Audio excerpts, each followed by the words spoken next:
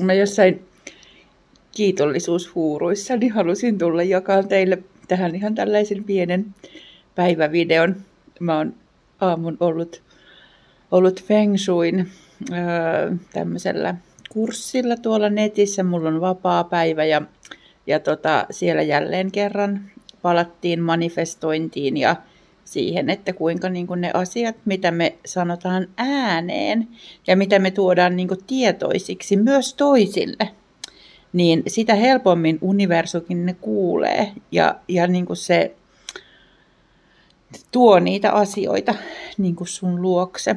Ja mulla kävi tänään itsellä niin, että on ollut yksi asia, joka on mua oikeastaan vähän huolestuttanut. Mä väitän, että mä en ole enää nykyään niin kuin ollenkaan kova huolestumaan tai saati niin kuin murehtimaan sitä, että mitä sitten käy. Ja no nythän on siis se niin kuin tilanne, että mulla loppuu työsuhde 25. päivä 8. Ja mä en ole niin kuin ehkä itsekään varma, että mitä mä haluan, mitä mä haluan nyt tehdä jatkossa. No siihen liittyvä yksi asia sitten niin kuin tänään niin kuin ratkesi.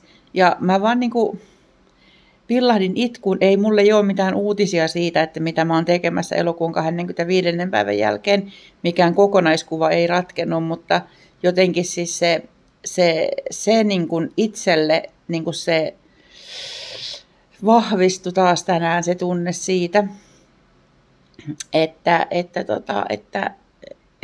mä ihan turhaan murehdin etukäteen asioita, koska sit kuitenkin ne saattaakin mennä ihan tosi hyvin. Niin kuin tämäkin asia järjestyi ihan niin kuin tosi hyvin. Ja mä olin vaan niin kuin etukäteen sitä turhaa sitten murehtinut. Ja tällä viikolla mä edelleen odottelen teiltä sitä universumin huutoa siitä, että mitä asioita sä itse haluat tällä hetkellä niin kuin vetää sun puoleen ja sun luoksesi, niin jakaa se meille tänne ryhmään tai mulle ihan privaatisti. Mä oon tänään vapaapäivällä, niin mä ehdin tänään jopa sitten niihin niin kuin vastailla.